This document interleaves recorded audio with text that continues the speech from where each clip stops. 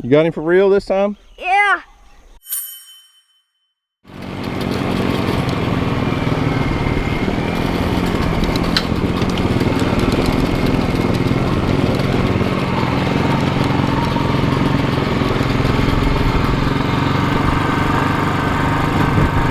What's up guys, this is Daniel in Houston from Arms Family Homestead, and as you can see we are back over at the bass pond today.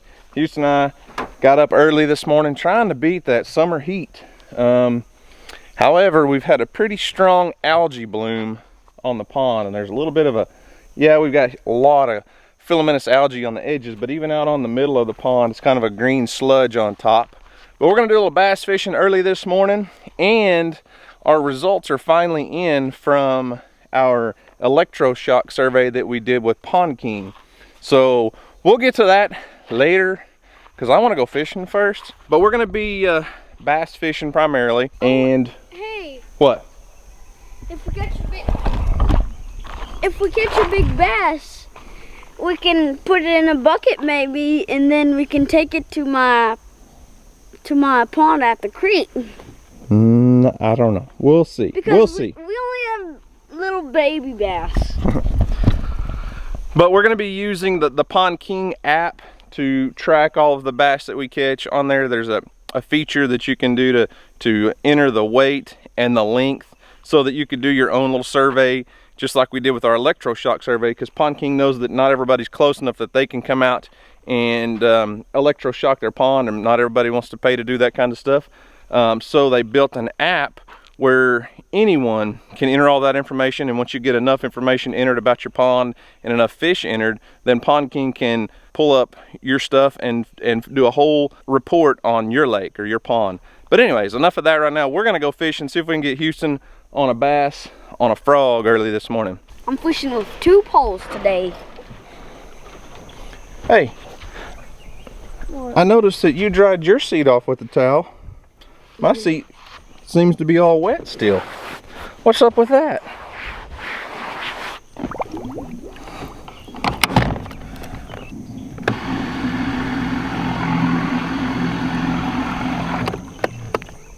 Let me see what you're working with there, buddy. Let's see this. So Houston's gonna try an early morning topwater bite with a frog. Hey, if you get a bass on here, you gotta let him eat it. My problem is I try to set the hook too quick, so let's see what you get. I see a bunch of bait moving out there, like something was chasing it.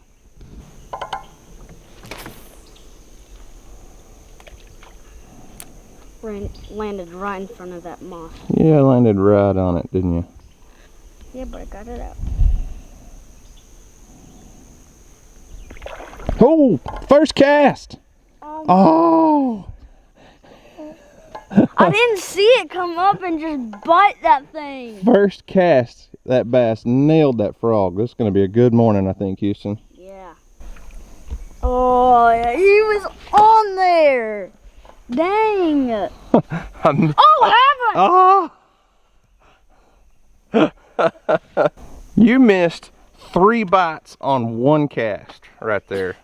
Hey, they're after that frog. I had it right there. You did, I agree. You missed 3 bites on 1 cast. I'm pretty sure there's a hook on your frog. There is. Chunk it out there.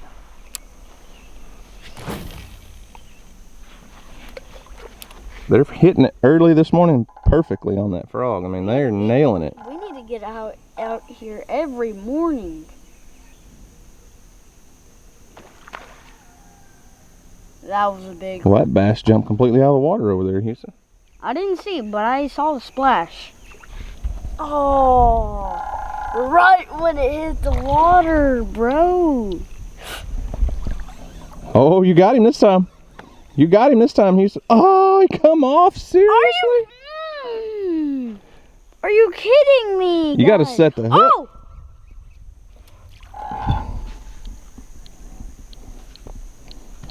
No excuses. No excuses. For real, guys. I had it once, and it got off. Had it once, got off. Had it once, got off. Had it once, got off. Are you kidding me? Catch a fish, come on. Well, I can't. Suns are coming up. Let's see you catch a fish.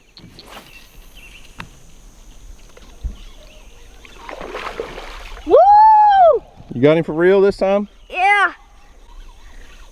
Is it a big one? I don't know. That's good. That's good. That's far enough. Flip him up here. Wow, he's big. Flip him over here. Oh, he's heavy. He's gonna break my phone. Oh, look at there. That Massive. That bass just inhaled your frog, buddy. I wouldn't say he's massive, but we'll weigh him, we'll measure him, and get him turned back. Hey, we might take him to my little fish pond. Yeah, I don't know about it. Why not? Whoa, whoa, whoa, whoa, whoa, whoa, whoa. Quit trying to jump back in. All right. Mouth closed. Let's say about right over 14 inches. About 14 and a quarter. Oh, whoa, whoa, whoa, whoa, whoa, whoa, whoa, whoa. All right, let's see if we can get a weight on him. Whoa, whoa, whoa, whoa, whoa, whoa. Are you serious? Houston? He's pretty heavy. Our scale was working just a minute ago. I tested it out. These are Jimmy's bass. They're about my fingers. Really? Oh, okay, here it goes. It came on. What is he? Let's say about a pound. No, 0.68. That's not about a pound. Just Okay, let's let him go. Here, whoa! whoa, whoa, whoa, whoa. Hey, buddy, hang on, buddy. That will weigh All right. nothing. Hey, are you gonna kiss it goodbye? No. Yeah, I didn't figure. So we're gonna record this fish in the Pond King app on the bassometer. He was total length 14 and a quarter inches, and he weighed 0.68. We're gonna go 0.7 pounds. 0.7 pounds. We're gonna archive this bass, and he was caught in. Oh, he got off. You missed another one? Here I was still trying to archive our bass on the Pond King app, and you done missed another fish? Hey, I can't just sit around and wait all day for this. All right, then get out there and catch us a big one. I have Watch that tree over your head, though. I don't want to do that because I know it's going to get stuck in the tree, so. Oh, you got it stuck on the tree limb. Yeah, I got a bass. He's wrapped around a tree, but hey, guess what? We got a trolling motor, and we can go to it.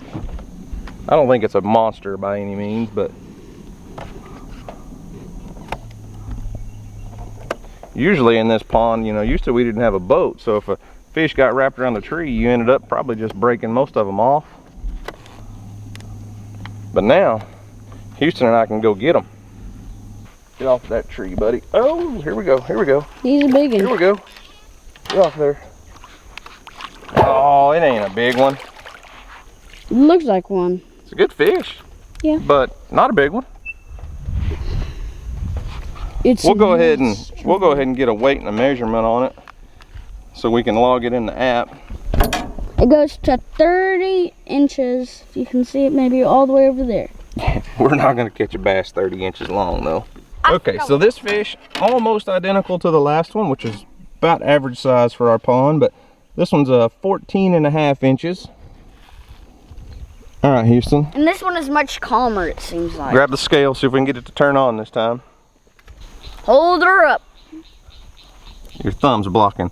It is 0.57. Hey, boy, you got to hold on to my scale. You just about sent that in the pond. Did you know that? All right, 14 and a half inches and 0.6 of a pound.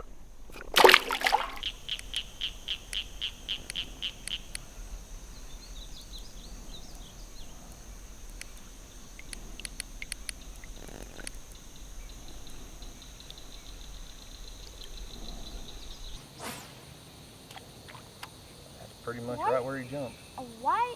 I thought I had a bigger one than what he is. He was just fighting good. Get up here. Get up here, pretty guy. Probably a little bigger than the last two. Yeah. Let's get a weight and a length on this new bass here, on this little bass. This one is, oh, surprise, Houston. Guess what? What? 14 and a quarter inches long. He fought harder than the last two I caught though. 0.7. We're pretty consistent today, you know it? Hey Dad, what's that green thing sticking out of the water? Really? Those are some of those grass structures that we put in here. I don't know, what was that, a month ago probably? Yeah. There's a lot of stuff starting to grow on them. There's 3 right here that are in pretty shallow.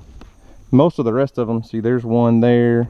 I don't know if it shows up on camera very well, but there's another one right there. And there are, I know you won't be able to see them on camera, but there are literally hundreds of bait fish all in and around here. I noticed when we got close to these grass, the bait just went across the surface. So they seem to be working, doing their job. Oh, it's a big one! Whoa! That's far enough, that's far enough. You said he was a big one. That ain't a big one. Hey. I bet that's the smallest one that we've recorded so far. Yes, that's what you should say. Yeah, I've caught 2 little dinks that we didn't get on camera. Imagine that, huh? You don't record the little bitty ones. You only record the big ones, right? Yeah. This one is 13 1/4. Oh. Hey Houston. Huh. I just realized something about your scale. Hook that fish up here. What about it? Alright, so that fish is showing to weigh 1.03 pounds. So that's the smallest fish we've recorded. You know what we were doing wrong? I just noticed something when I turned the scale on a while ago. That it was in kilograms. What does that mean? It means it wasn't measuring them in pounds. So this is a little over a 1 pound bass, and we were saying the others were under a pound. We are goobers. So hang on, let's let this little guy go first. So yeah, obviously that's completely 100% my fault. Wasn't even thinking. I thought, man, while ago it's not even a 1 pound bass, but this little scale has such a small screen on it, and it's really bright out here. Yeah, so our fish a while ago that were 0.68 and 0.58, they were probably legitimately 1.5 pound bass. Wasn't thinking. Me trying to keep up with a kid, trying to run this, trying to run the camera. And yeah, we were measuring in kilograms. Good job, Dad. Way to go. Yeah.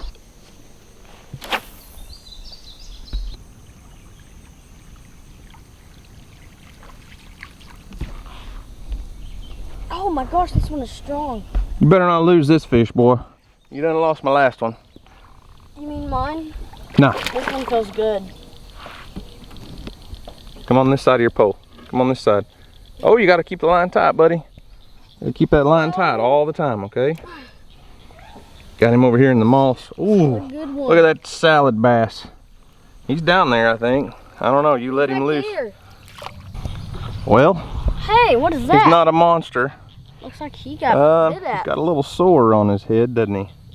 All right, let's get a weight, or a measurement and a weight in pounds this time, okay? Fish lap. Ow. Okay, he was 14 1/4 inches long and weighs 1.32 pounds. So I think it's safe to say all of our bass today have been right in that same range, but obviously we measured some of them, we weighed some of them in kilograms, but we can go back and adjust that on the app. That's not a problem.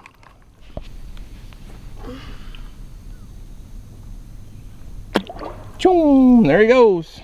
He went back to his old home.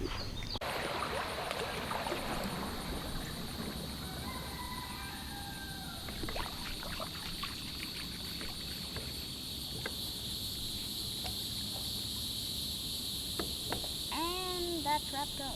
Wow, thanks for that.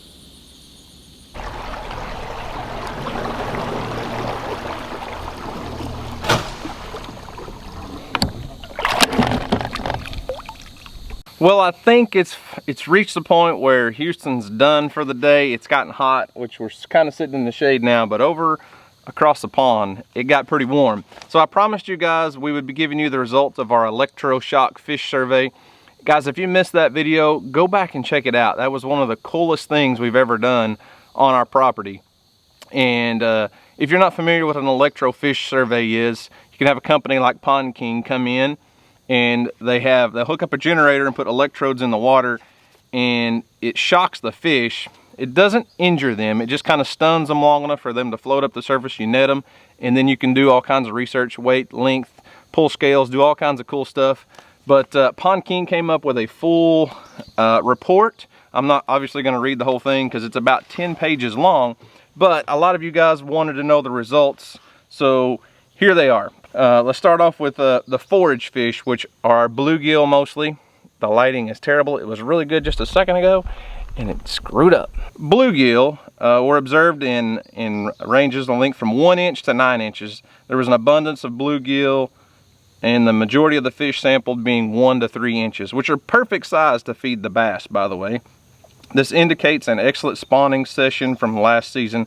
However, there was a reduced number of 5-inch plus bluegill, which indicates predation rates are likely close to exceeding recruitment rates, which means the bass are eating probably too many of the bluegill. Given the observed abundance of bluegill, stocking additional fish is not necessarily at this time. Further management to improve the bluegill population should be focused on continued supplemental feeding and habitat improvement for larger fish.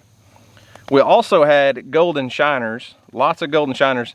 I did a video last fall where we bought like $400 worth of shiners and put in the pond. And I wasn't sure if they all got eaten or not, but when we did our shock survey, we found out they were not all consumed. Golden shiners were observed and collected during the survey in sufficient density. Collected individuals range from 3 to 7 inches in length and indicate a sufficient broodstock population. Golden shiners are excellent alternative forage source for largemouth bass and remove some of the predation pressure off of the forage species such as bluegill. Bass numbers are high. That's always a good one to hear. 36 bass were captured and the average length was 14 inches, which goes exactly along with what you guys saw today. Houston and I caught several bass and almost every one of them were in that 14-inch range. Which we did mess up on the scale and weighed them in kilograms, but like I said, I can go back on the Pond King app and change that. That's not a problem.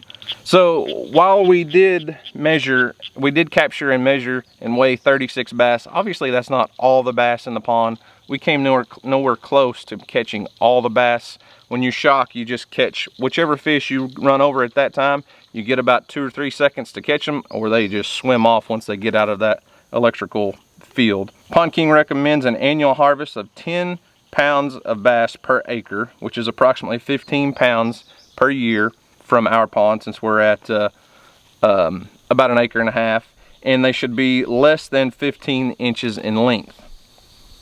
Scales were collected from some of the largest fish, and the big bass, that one big monster female that was 7.1 pounds, Pond King took scales from her and they can estimate their age. They kind of explained it to me like the rings on a tree. So when you cut down a tree, it's got a ring for every year. Well, they estimated that bass to be 8 years old.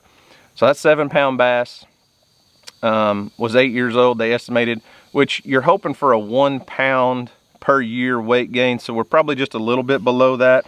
And they had a whole write-up about that. I mean, there's whole graphs and charts. I'm not going to go into too much detail there. The next thing, continued annual stocking of tilapia is an excellent management strategy. Tilapia provide a forage resource for your bass that's high in protein and fat content, giving the bass that extra push to the next size class. They also provide a lake management service that that regularly consume filamentous algae, which is the floating algae we have out here, helping to prevent thick algae mats from forming on your lake, which I haven't seen a decrease in that yet. I have sprayed the pond dam some and a few other areas. I tried not to spray much on top of the water, but the tilapia, we just put 15 pounds in, which is what they recommended, so it may take a while for them to make a difference. Aquatic vegetation is dense in portions of the lake. Dense vegetation is great for juvenile species, like the juvenile forage species. However, it's often difficult for larger predators to navigate. So basically what that's saying is the reason we have so many tiny little bluegill is because they can hide in all of that coontail moss and the bass can't get to them very well. So excess dense vegetation often results in bass having limited predator success, means they grow slower. Biological controls such as tilapia and grass carp or chemicals can be used to thin out dense areas of vegetation to improve predator-prey dynamics within your lake. Okay, so what are their recommendations? First and most importantly is habitat improvement by means of reduction of dense aquatic vegetation. It can most easily be done with chemical controls such as glyphosate on primrose, which is the stuff that grows along the edge. You guys saw me scoop a bunch of that out with that excavator when we did that video. Endothal salt on submergent vegetation, and copper sulfate on filamentous algae and chara. Biological controls can also be used, which include the tilapia, which we stocked, and also they'll eat filamentous algae and grass carp for the submergent vegetation, which is the coontail moss that grows from the bottom to the top of the water. We need to get some grass carp put in the lake. We used to have some, but grass carp like to leave, so they'll head out the spillway if the lake floods. And it's been several years since we had any grass carp in here. Also, red ear sunfish should be stocked as a preventative measure to protect against parasite infection within the fish populations. I didn't know this, but snails thrive within aquatic grasses, and we have a lot of that right now. No snails were found, but we do have a lot of the grass. So snails are an intermediate host for parasitic grubs. I didn't know that, but the red ear sunfish, which is like a bluegill, just a different species, eat the snails, which keeps those parasites that live in the snails off your bass. And you got to keep the parasites off the bass so that they're healthy. Just like with our livestock, with our goats, we have to worm them every once in a while. With like your pets at home, you have to keep them wormed so that they stay healthy. Well, we're trying to keep the worms off the bass too, so pretty neat deal.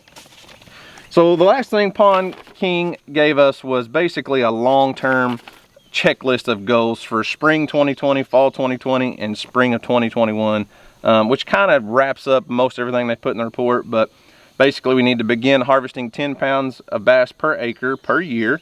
We need to stock 10 pounds per acre of tilapia, which we did.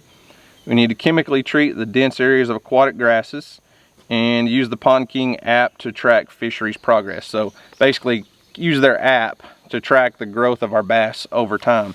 So fall 2020 coming up, we need to stock some red ear sunfish. They recommended 200 red ear sunfish.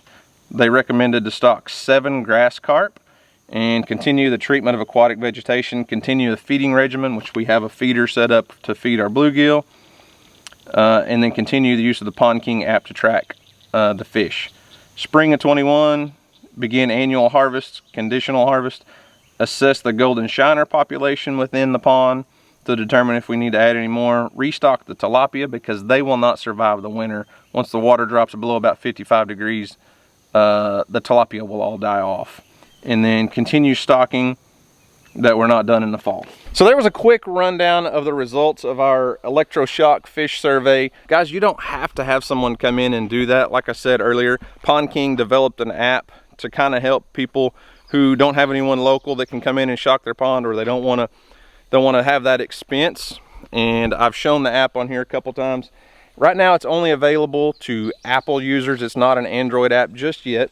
But you can go to pondking.com to learn more about all the services that Pond King has. I know this sounds like a big commercial for Pond King, but they've really helped us out a ton here on our pond. And that little pontoon boat, stinking awesome. I love it. But anyways, be sure to download the Pond King app if you own a pond and you're wanting to manage it. There's a ton of great information on there, not just the bassometer stuff. All kinds of information on there. But anyways, I guess I'll let Houston wrap this up. He's hot and sweaty and tired and ready to go home and eat breakfast, I think.